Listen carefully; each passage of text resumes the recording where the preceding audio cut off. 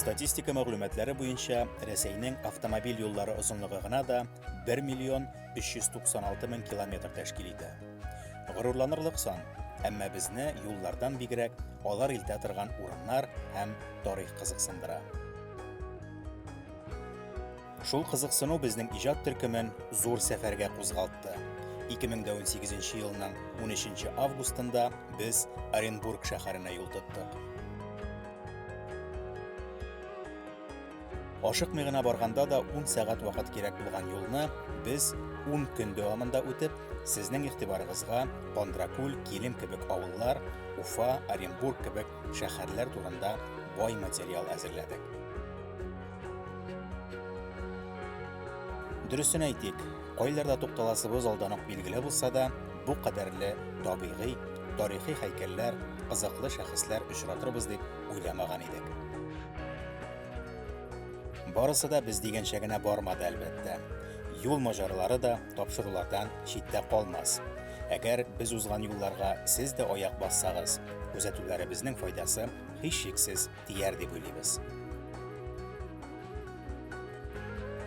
Кыскасы, тәүлек сайын дистәләрчә мең кеше узган юллар янында гына да ни кадәрле тарих, матурлык яшеренгәнен әлеге сәфәрдә үз күзләребез белән күрдек. Барысы да булай башланды. Хәерле иртә. Яңа гасыр телеканалында 5 ел дәвамында чыгып барган без тарихта эзлебез тапшырулары һичшиксез үзенең тамашачысын тапты.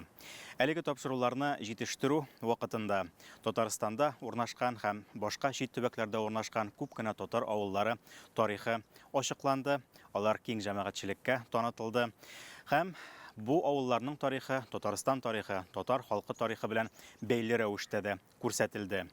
Кызганычка каршы, менә шушы Казаннан читтә урнашкан, еракта урнашкан авыллар һәм төбәкләр тарихы, татар халкы җыелып яшәгән урыннар тарихы бик ачылып бетә алмады кебек. Шуңа күрә бүгеннән башлап без яңа проектка, юлчы проектына нигез салабыз һәм аңа мәркәзебез Казанда башлангыч бирәбез.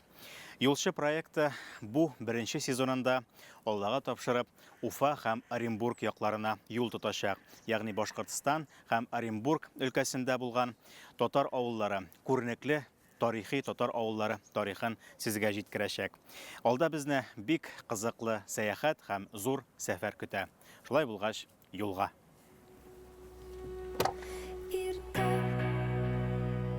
Dünya canlanır, məşrəq yağı hallanır, Qıyaş çağıb nurlarım, Төшіп җиргә ялганım. Казаннан Оренбург тракты буйлап чыгып, бүгенге сәяхәтебезнең тәүге тукталышы булган Имәнкискә шәһәрлегенә юл тоттык. Юлда беренче генә көн булуга карамастан, башкалабыздан ярак киткәнче күрәсе тарихи урыннар байтак әле безнең.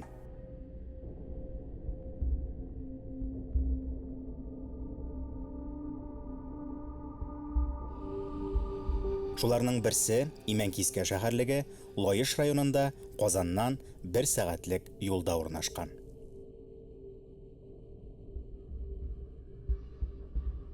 Имәнкискә шәһәрлеге Лаеш районының Имәнкискә авылыннан 1 километр төньяк көнбатыштарак Брысса елгасы буенда урнашкан 4-7 гасырларга караган тарихи һәйкәл. Археология фәнендә аерым бер мәдәният буларак өйрәнелүче Имәнкискә кабиләләренә исемне безнең Имәнкискә авылы хөрмәтенә бирәләр.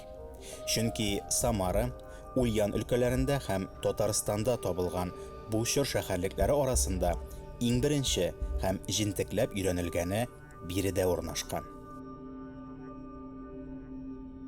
Имәнкискә мәдәнияты шул ягы белән әһәмиятле, әлеге кабиләләр Урта Иделдә беренчеләрдән булып иген-игә йортта терлек асрый башлыйлар. Шәһәрлек артык зур булмаса да, аны тикшергәндә табылган күп санлы көн күреш кирәк-яраклары әнә шул хакта сөйли.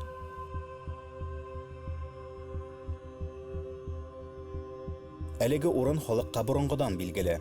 Чыннан да аны күрми калу мөмкин түгел. Бер яктан шәһәрлек елга суы текә яр белән сакланса, икенче яктан 25 метр тирәнлектәге йырганак һәм аның өстендәге 6 метрлы вал белән ныгытылган.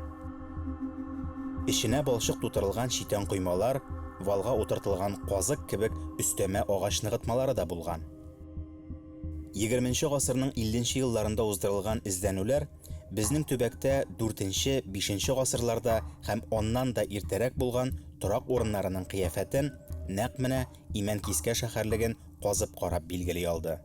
Табылдыкларга бай, формасы, урнашуы, сакланышы камил булган әлеге шәһәрлек турында без тарихта эзлебез тапшыруларында тәфсилләп сөйләгәнгә күрә, шушы кыскача мәгълүмат белән шикләнеп торабыз.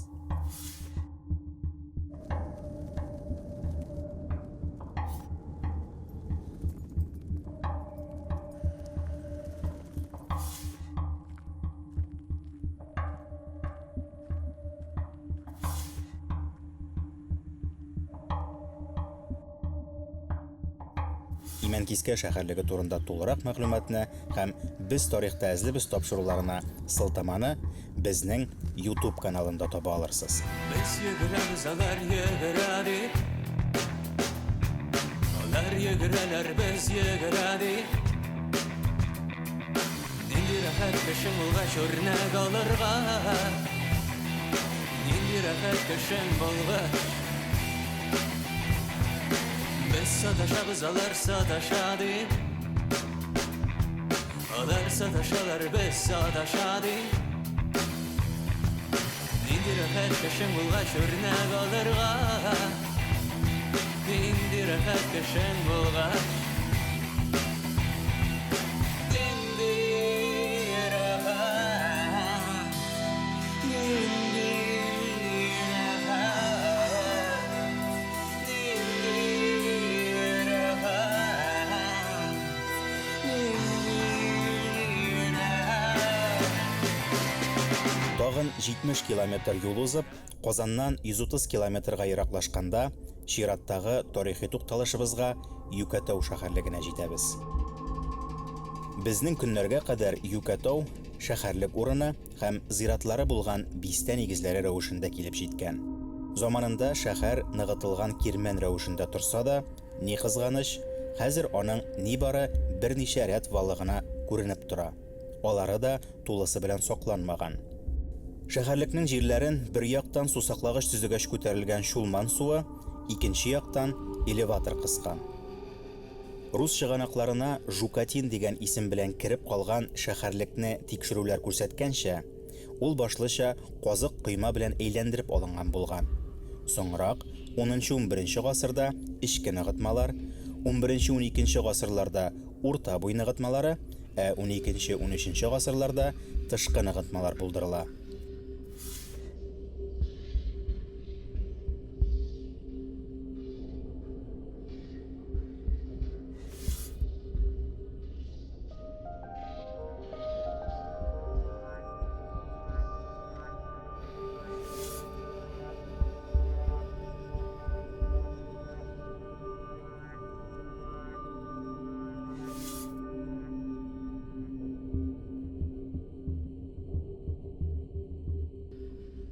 Чистай шәһәре һәм аның тирәсендә булган тарихи урыннар турында без тарихта эзлебез тапшыруларында шулай ук тулы мәгълүмат бирелде.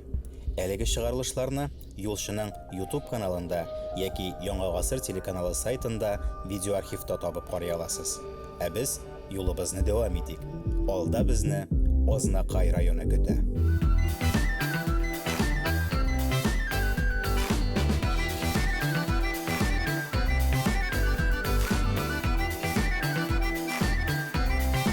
Шын дөресен әйтеп сөйләшик, безнең бүгенге тапшыруыбыз кысаларында әлеге сәфәребез берничә минутка сыеп бетсә дә, безнең Казан шәһәреннән чыгып китүебезгә әлеге мизгелләрдә инде 12 сәгать булды. Без бүген иртәнге сәгать 3-тә чыгып киткән идек, Азнакайга килеп җиткәнче инде сәгать көндезге 3 булды. Моның сәбәбе бик гади. Без Имәнкискә һәм Юкатау кебек тарихи урыннарны моңа кадәр сөйләгән булсак та, аның тарихын ачыклаган булсак та, ул урыннарны берничектә әйләнеп уза алмадык. Һәм аларның яңа кадрларын булдыру һәм үстән генә булса да тарихларын бераз кабатлап чыгу, искә төшереп узу да менә шундый күп вакыт һәм күп көч таләп итте. Азнакай шәһәре исә безнең бүгенге сәфәребездә әле соңгы нокта түгел. Без әле юлыбызны алга таба дәвам итәчәкбез һәм Азнакай районындагы иң зур авылларның берсе Тымытык авылына юл тотачакбыз. Әлеге бай тарихлы авыл бу төбәктәге татар авыллары тарихының чын өлгесе булып тора.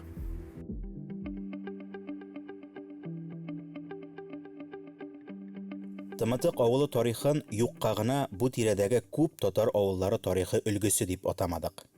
Беренче чиратта сүз Ык буе авыллары турында бара әлбәттә. Мәсәлән, Урсай һәм Шалпы авыллары 17-нче гасыр ахырында хәзерге урыннарында барлыкка килгәннәр. Урсай авылына 1698, Шалпыга 1703 елда нигез салына.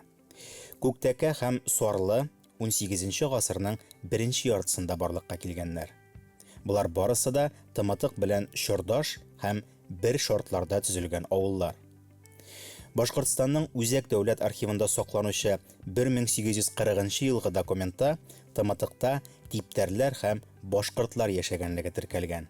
Беренчеләре турында типтяри, припущены башкирами вотчинниками более 150 лет дип әйтелә.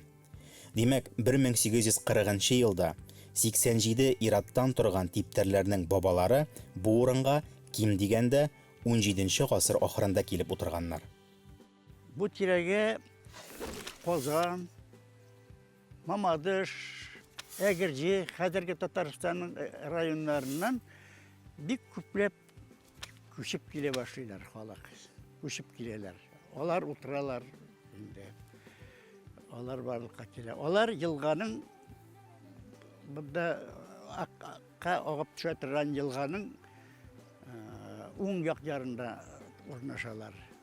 Аларны атыйлар Казан кешеләре дип. Ул халык атамасында. Әле хәзер дә Казан кешеләрдиләр. Минем дә бабайлар, Дәмин бабай күчеп килгән шушында. Каян күчкәне белмим. Мамадыштан микән, нидәме икән, Әгерҗедәнме? Бар инде монда төрле урыннан күчеп килгәннәр. Шунысына игътибар итик. Алар җир хуҗалары, Юрмый волости, бу хәзерге Башкортстанның Шаран районы, башкортлары белән бернинди дә шартнама төзеп тормаганнар. Ул вакытта кулланылмый яткан җирләр күп булганлыктан моңа ихтыяҗ тумаган күрәсең. Ә менә бераз соңрак 18-нче гасырдан башлап җир белән бәйле мәсьәләләр килешүләр нигезендә башкарыла һәм Уфа провинция канцеляриясендә яисә Оренбург крепостной конторасында раслана торган була. Татарстан Үзәк архивында шулай ук әлеге җирләргә кагылышлы 1900 елгы документлар саклана. Аларда типтәрләр хакында булай диелгән. Первоначально поселились типтяри, а потом припущенники. Шулай итеп 1690 елда башкорт җирләрендә типтәрләр Тымытык авылына нигез салганнар дигән нәтиҗә ясарга мөмкин. Бу авыл турында беренче сөйләүләр 18-нче гасырның уртасына туры килә. 18-нче гасырның уртасында аңа кадәр дә хәзерге Башкортстанның Мустафа авылы, Бакал районының Мустафа авылы кешеләре, алар үзләре татар булганнар, ләкин башкорт булып язылганнар. Аларга җирне күп биргәннәр. Ә бу якта җир буш була ул вакытта. Күрүегезчә, Тымытык тарихы төрле чыганакларда зур булмаган үзгәлекләр белән бирелә. Ләкин иң мөһиме, авылга нигез салу вакыты, аның нинди шартларда баруы һәм Тымытыкның документларда беренче искә алыну вакытлары тәңгәл килә. Калганы инде тарих нечкәлекләре. Ни дисәң дә, авыл бер генә көн эчендә төзелмәгән. Бирегә төрле чорларда күчеп утыручылар чыннан да күп булган. Зияратлар булган. Кызылтау дип йөрибез инде без. Тау башында. Ак елгасыннан 30-40 метр өстә. Ул зияратларның калдыклары, әле ташлары сугыш башланганчы без яшь чакта, мала чакта әле бар иде. Biz qarab yürüyürük alarını. Ondan indi менә 18 ғасырның ортасынан кайберләре күчеп утыра башлый монда. Ыкның сул ягына күченгән халык үз зиратын булдыра билгеле. Ул хәзерге Тымытык авылының беренче зираты буларак билгеле һәм авыл уртасында урнашкан. Зиратка 1941 елдан бирле кеше күмелми. Шуңа ул бүгенге көндә авыл тарихының бер ядкәре буларак саклана. Бу күченешләрнең кайтавазы бүгендә ишетелә Тымытыкта. Авыл әле дә 3 өлешкә бүленеп йөри. Заманында авылның мәчетләре дә шушы якларга бүленеп урнашкан була. Үз дәверендә революцияга кадәрле 3 мәчет булган. Берсе менә безнең типтәр дип атала менә шушы 2 урам, Советский һәм Яңа Алиф урамы. Мәктәп шушы Яңа Алиф урамында ачылган. Менә бер мәчет безнең шушы Совет урамында. Берсе Казанышы дип атала, 3 нигә бүленә инде безнең. Берсе Башкорт, берсе Казанышы. 2 төп урам, типтәр урамнары атала. Берсе менә шушы мәчетне инде күрдегез. Бүгенге көндә эшләп килә торган мәчет. Бу тоже күптән төзелгән мәчет булган. Аны күренекле шәхесләребез Нугайбеков Ординат абый шушында реставрация ясатты. Бик матур мәчетебез. Бүгенге көндә дә эшләп килә, Аллага шөкер. 1928 елда төзелгән бу мәктәп булара. Мәктәп өчен дип төзелгән, халыктан жиылган үзара салым акчасына. Менә бу китапта, китап чыганакларына карасак, инде шулай дип язылган. Шул дәвердән алып ул мәктәп булган. Инде бу аның каршында менә монда мәктәп мастерскойлары бар иде, мин хәтерлим, бәләкәй чакта. Дальше бер тыкырык мәктәп урамы дип атала, анда элекке мәдрәсәләр ниләр булган инде. Инде бу менә бу Совет чорында инде менә шулай итеп халык акчасына җыелып, беренче зур мәктәп төзегәннәр Тымытык авылында. Инде бу әле бу мәктәптә безнең абыйлар укыды башлангыч классларда. Без менә беренче класска инде олы мәктәпкә, яңа мәктәпкә күчтек. Аннан соң инде ул пионер лагерь булды, анда турак булып торды ул балаларга, күрше авыллардан килеп укып йөри торган балаларга. Һәм инде 2003 елда менә шулай итеп мәчет тургызылды аның урында. Кызганычка каршы, авылның барлык мәчетләре дә сакланып калмаган бүгенге көндә. Аларның кайда урнашканнарын билгеләп, буш урыннарны гына күрсәтә алабыз. Тымытыкның хәзерге зираты да үзенчәлекле булып чыкты. Тарихына күрәдер инде авылның зираты да 3 өлештән тора. Ләкин авыл кебек типтәр Башкорт, Казан өлешләре түгел. Шулай итеп, зиратның зуррак өлеше мөселман каберләреннән, аннан кичерәге христиан каберләреннән тора. Шушы 2 дин арасында аерым өлеш булып коммунистлар да җирләнгән. Хәер, без күреп ияләшмәгәч кенә шулай аерып сөйлибез. Авыл халкы өчен бу бер зират, бер үк авылдашлар.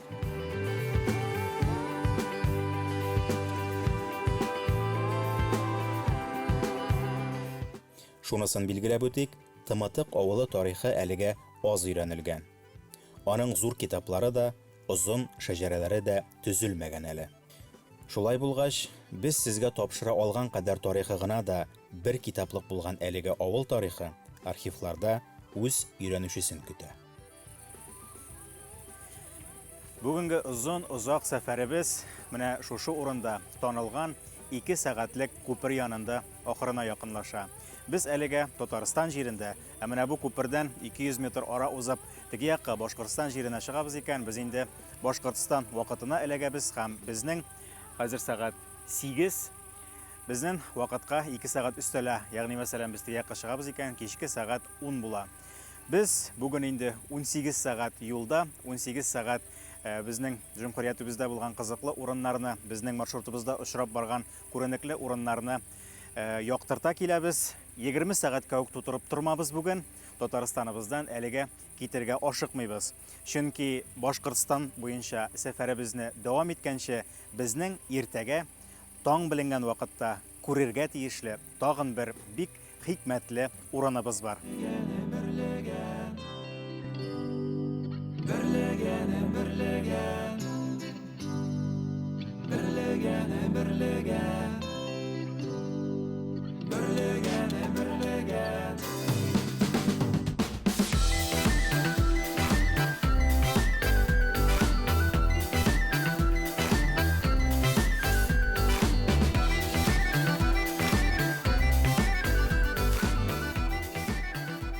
Сәфәребезнең икенче көнен без Шотыр таудан башларга булдык. Ни дисәң дә, әлеге тау Азнакай районында гына түгел, Татарстанда да танылган туристик нокталарның берсе булып санала. Шотыр тау Татарстан Республикасының иң биек урыннарының берсе, аның биеклеге 322 метр тәшкил итә. Ләкин әлеге тауга танылу әле генә шул туристлар килә башлаганга күрә генә килмәгән. Шотыр тау халыкка ким дигәндә 18 гасырдан билгеле, дөресрәге инде 18 гасырда халык теленә керә башлый дип әйтик. Чөнки Шотыр тауда менә шул нәкъ 18 гасырда бакыр чыгарыла. Шотыр тауның көнбатыш ягында бүгендә 18 гасырда эшләгән шахта, штольня авызларын күрергә мөмкин. Кадастр буенча алар 57. Ләкин булардан тыш берничә дистә убылган урыннар, бүрәнкәләр дә бар. Димәк, анда я кечерәк шахта, я шурфлар булган. Кайбер фаразлар Шотыр тауның исеме килеп чыгышында шул бакыр чыгаручы шахтёрларга бәйли. Имеш, тау бите тулы аларның шатырлары булган. Тагын бер фараз буенча, Шотыр тау шахталарында Емельян Пугачев үзе яшеренеп яткан. Аның гарнизоны куйган шатырлардан тауга шул исеме эләккән диләр.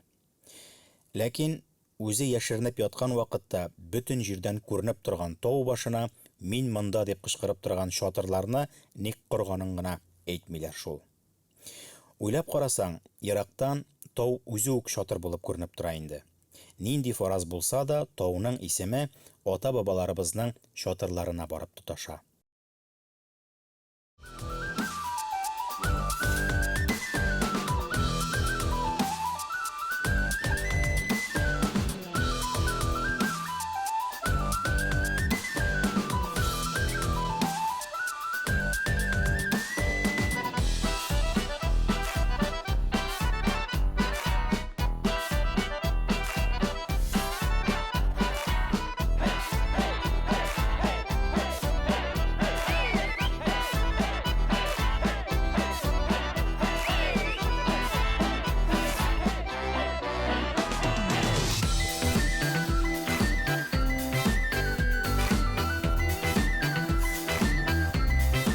Шушы урында саубуллашабыз.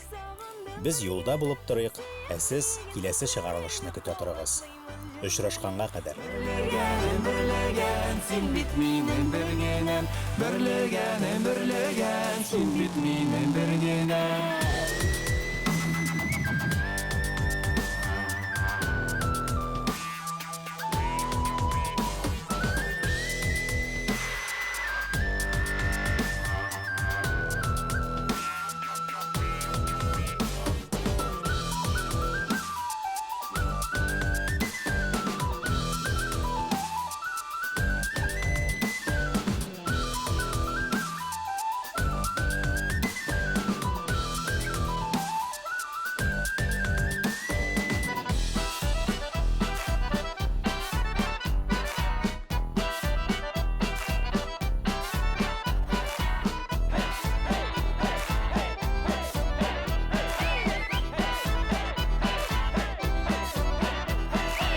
Октябрь шәһәренең тарихы 1937 елда башланып китә.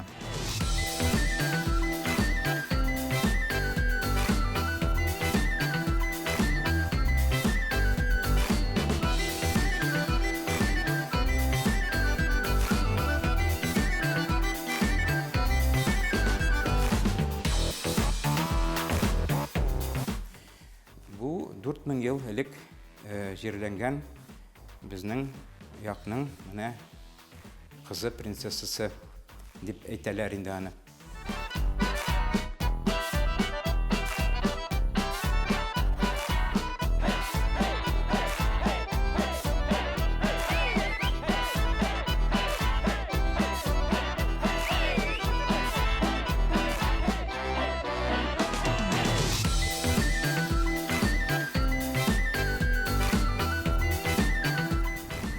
Все место, которое внизу, оно называлось Шайтан-поле. И даже если сюда уходил скот, его не возвращали. Здесь было запрещено охотиться, потому что считалось, что это место проклято. Мы здесь живем. Біз мында рахаттанып яшап жатамыз.